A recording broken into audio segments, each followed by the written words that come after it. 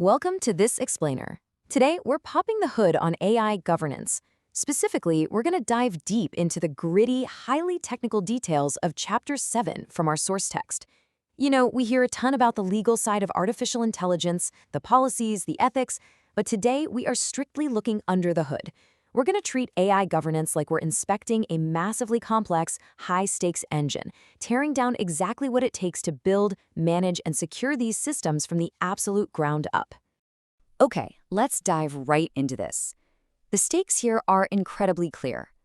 The board sets the vision, sure, and the lawyers might write those big, overarching policies, but the gritty reality of actually building out those required controls, that falls squarely on the shoulders of information technology and product development teams.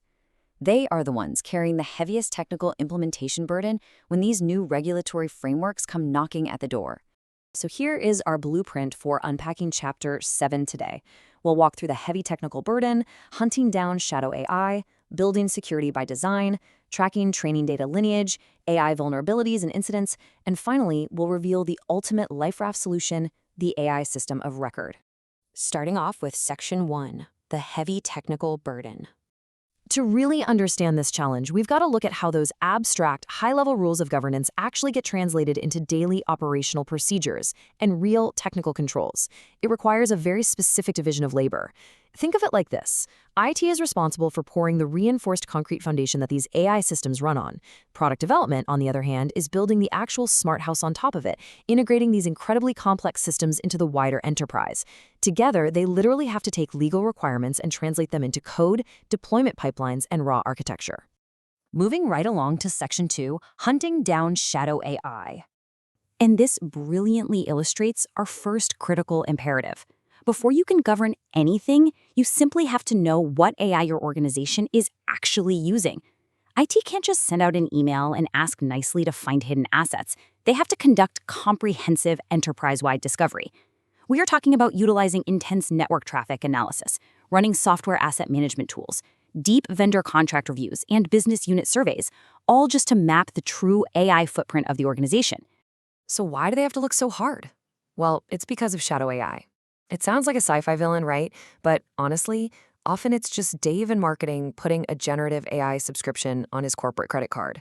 This happens when business units act completely independently, procuring or building AI tools outside of IT's purview. And that creates a massive hidden compliance risk, because obviously you cannot secure or audit a system that you don't even know exists. When IT finally drags this shadow AI into the light, they have to capture some essential, living data points to properly inventory it. They need to document the system's exact purpose, every single data input and output, its risk classification, vendor details, and whatever oversight controls are currently in place. And remember, this isn't just a one-and-done checklist. This inventory has to be continuously updated. That brings us to Section 3, building security by design. For a long time in tech, security was kind of this bolted-on afterthought, right? Something you patched up right after deployment. But new mandates, particularly those coming from the EU AI Act, explicitly demand that secure development standards be integrated from the absolute outset. We're talking about baking this directly into DevSecOps practices from day one. Those traditional software development life cycles we've relied on for years, they are simply no longer enough for AI. So the crucial point is that IT and product dev have to establish AI-specific secure standards. They must enforce adversarial attack resistance, model integrity verification, and strict access controls on training data. And this can't be optional. It has to be baked right into the automated deployment pipelines and peer code reviews.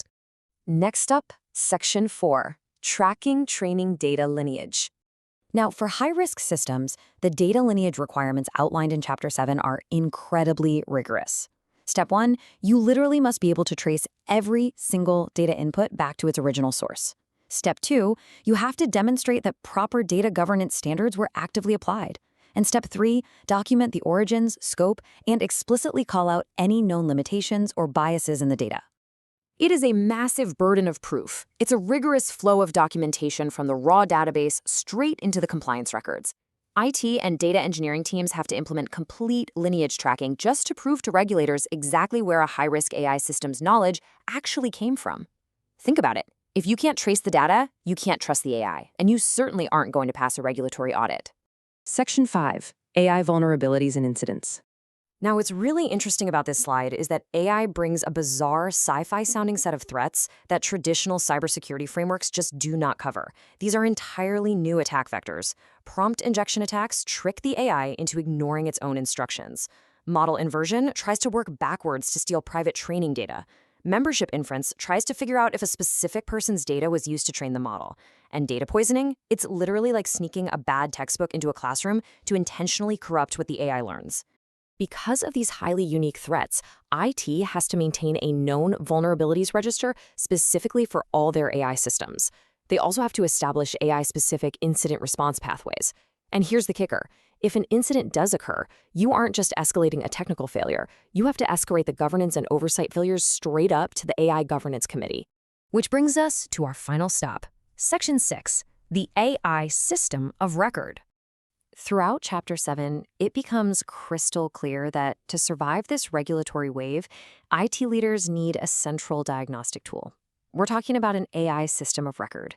This is the ultimate centralized command center. It's an infrastructure investment that literally pays dividends across every single department in the enterprise. Just look at how this platform solves the fragmented chaos we've been talking about. Got shadow AI sprawl? A system of record solves it by cataloging everything centrally.